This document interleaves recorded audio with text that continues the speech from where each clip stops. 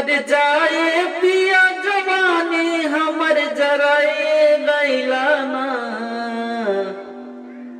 जाए पिया जवानी हमर जराए गैलाना।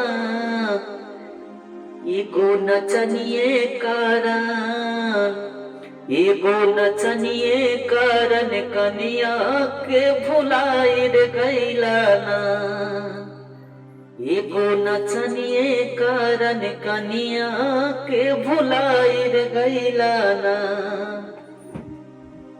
हरे आधी आधी रतिया पिया बुलटिया लेके जाला, वो कनचियो देख जाला। नाच के नशा में दूगो रोटियो नाही खाला, दूगो रोटियो नाही खाला।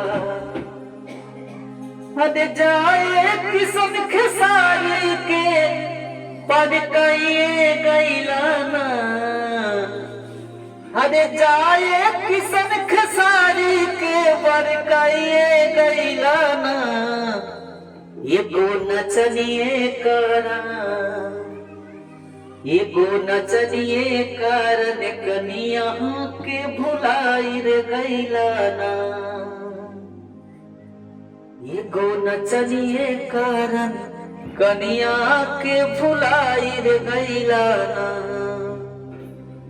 भैया वीडियो अच्छा लगी लाइक सब्सक्राइब जरूर करो,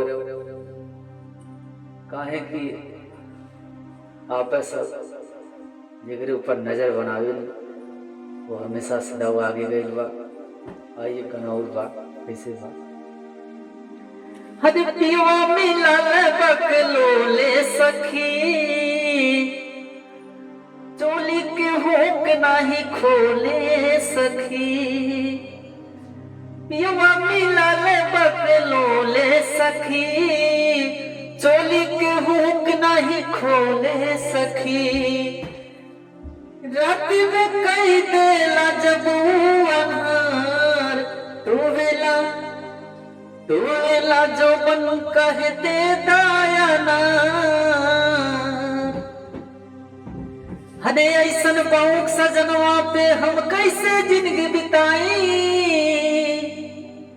सजिया पे ना नींद आवे रोके रात बिताई। अरे चढ़ली जवानी हमर कैलस बेकार, तू वेला जवन कह दे दायाना। रतिया में का देला जब अन्हार, तू वेला जवन कह दे दायाना।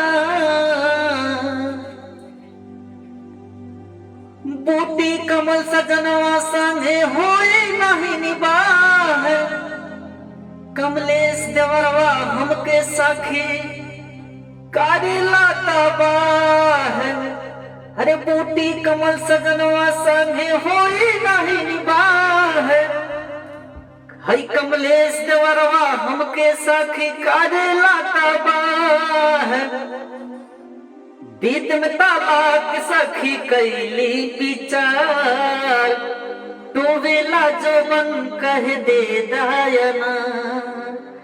रात में का देला जब अन्हार, तू वेला जोबन कह दे दायना।